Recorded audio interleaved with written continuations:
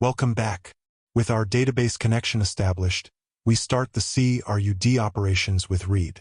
To read data, we must first ensure there is data to read. We will temporarily insert a test user using MySql Workbench, and then fetch that data using Python. 1. Inserting sample data. Switch over to MySql Workbench.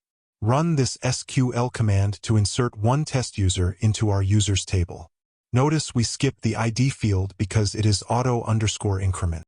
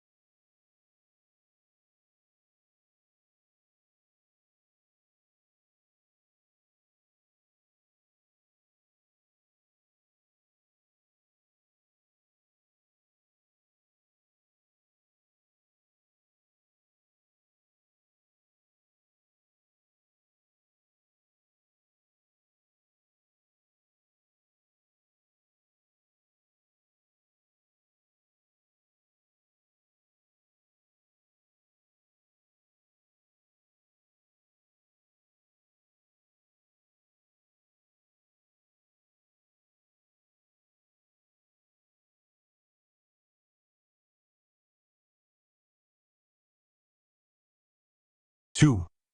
Preparing the Python script. Back in Python, after connecting and creating the cursor object, we define our SQL query string. We use select asterisk from users to retrieve all columns from the table.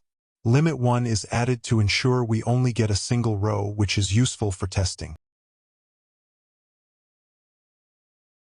3. Executing the query and fetching data. First, we use cursor.execute parenthesis to send the SQL query to the database server. Second, we call cursor.fetch1 parenthesis.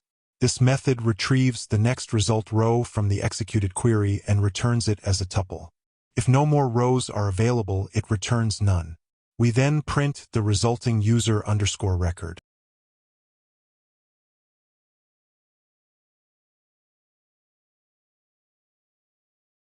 To summarize, we successfully executed our first read operation and retrieved a single record. Our next lecture 28.08. Read fetch all. See you there.